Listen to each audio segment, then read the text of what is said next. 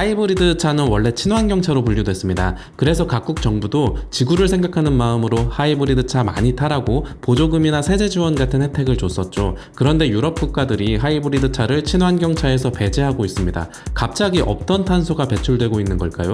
이에 대해서 유럽 국가들은 그게 아니라 그동안 하이브리드 차가 환경 친화적이라는 기존 인식이 잘못됐다고 합니다. 그런데 유럽의 이런 움직임에 다른 의도가 담겨 있다는 의견도 있습니다. 어떤 측면에선 하이브리드 차가 전기차보다 더 환경 친화적이라는 평가도 있었습니다. 왜냐하면 전기차가 주행 중엔 오염물질을 배출하지 않지만 전기차를 제조할 때, 전기차에 충전할 전기를 만들 때, 전기차 안에 있는 배터리를 폐기할 때 등등등 주행 외적인 부분에서 탄소를 많이 배출하기 때문입니다.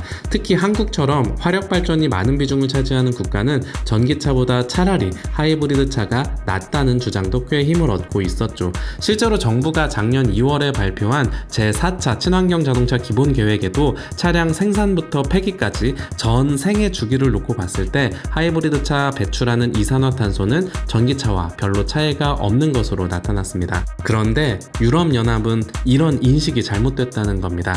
특히 플러그인 하이브리드 차의 공식 탄소 배출량이 실제로 배출하는 탄소 배출량과 다르다고 주장합니다. 글로벌 환경단체인 ICCT가 자동차 제조사 데이터와 시민단체들의 연료 효율 추적 웹사이트 등을 통해 플러그인 하이브리드 차의 배출가스 데이터 10만 건 이상을 분석했는데 그 결과 플러그인 하이브리드 차를 운전하는 운전자들은 생각보다 전기 연료를 안 쓰고 내연기관 연료를 이용한다는 사실을 발견했습니다. 전기로 주행하는 비중이 생각보다 적다 보니 플러그인 하이브리드 차는 공식 수치보다 2배에서 4배 정도 많은 이산화탄소를 배출하고 있었다는 거죠. 유럽연합은 이런 주장이 일리 있다고 보고 현재 플러그인 하이브리드 차의 배출가스 측정 방식을 개선하고 있는 중입니다. 이미 아일랜드는 올해 초부터 플러그인 하이브리드 차에 대한 보조금 지급을 중단했고 프랑스는 내년부터 하이브리드 차에 세금을 감면해 주던 걸 폐지하기로 했습니다. 독일 역시 이르면 내년부터 플러그인 하이브리드 차에 대한 보조금 지급을 종료하는 방안을 검토 중입니다. 우리나라도 2025년이나 2026년부터 하이브리드 차량을 저공해차에서 제외하는 방안을 추진하고 있는 중이죠. 그런데 지금까지 전 세계가 하이브리드 차는 친환경적이라고 하다가 이제 와서 알고 보니 아니더라 하는 것도 조금 이상하긴 합니다.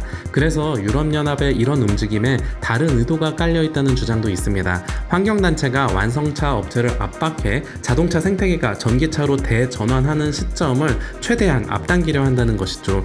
지금까지 하이브리드 차는 내연기관차에서 전기차로 전환하는 과정에서 중간 발판 역할을 했습니다.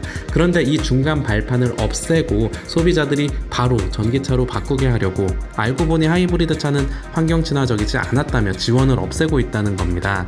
그런데 의도야 어찌됐건 지금 상황에서 하이브리드 차라는 중간 발판 없이 전기차로 바로 전환하는 건 쉽지 않을 것 같습니다. 전기차 시장이 빠르게 커지고는 있지만 여전히 충전 인프라나 충전 시간에 대한 부담감이 상당하기 때문이죠. 무엇보다 일단 전기차는 너무 비쌉니다. 원래는 2025년이 되면 전기차 가격이 내연기관차와 비슷해질 거라는 전망이 많았지만 차량용 반도체나 원자재 가격 상승이나 등등등 사정이 많이 달라지면서 지금도 전기차 가격이 조만간 떨어질 거라고 보는 사람은 거의 없습니다. 이유가 하이브리드 차량을 걷어차려는 시도, 아무래도 시기상조인 것 같다는 생각을 저는 지울 수가 없습니다. 지금까지 자동차 산업의 흐름을 연구하는 유튜버 제로백이었습니다.